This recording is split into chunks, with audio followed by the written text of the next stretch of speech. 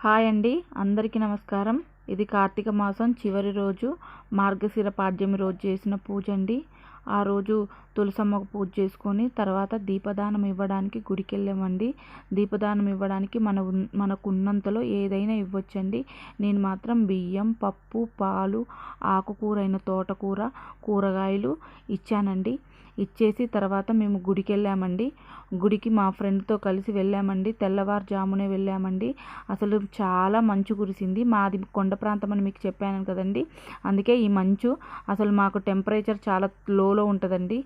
మేము స్వెటర్స్ వేసుకొని పిల్లల్ని తీసుకొని సరదాగా మాట్లాడుకుంటూ మంచులో ఎంజాయ్ చేస్తూ గుడికి వెళ్ళామండి. గుడికి వెళ్ళేసి ముందైతే దీపాలు పెట్టుకున్నామండి. దీపాలు పెట్టుకున్నాక పంతులు గారికి దీపదానం ఇవ్వడానికి అన్నీ సిద్ధం చేశానండి. దీపదానం నేను ఉసిరికాయల మీద పువ్వొత్తులు పెట్టి దీపదానం ఇచ్చానండి. మన ఇష్టం, మనం ఎలా అయినా ఇవ్వచ్చు. కొంతమంది అయితే వెండి కుందులు ఉన్నవాళ్ళు బంగారు కుందులతో కూడా ఇస్తారు. మనకు ఎంతలో ఉంటే అంతలో ఇవ్వచ్చు.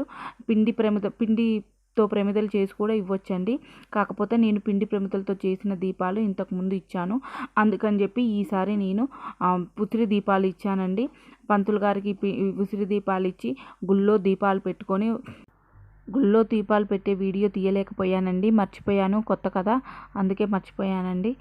గుళ్ళో పంతులు గారికి దీపదానం ఇచ్చేసి తర్వాత ఇక గుళ్ళో స్వామివారికి, అమ్మవారికి అభిషేకాలు మొదలయ్యాయండి. మా గుళ్ళో శివయ్యని, అమ్మవారిని ఎంతసేపు చూసినా తనివి తీరదండి. చివరి రోజు కాబట్టి భక్తులు కూడా చాలా ఎక్కువగానే వచ్చారండి.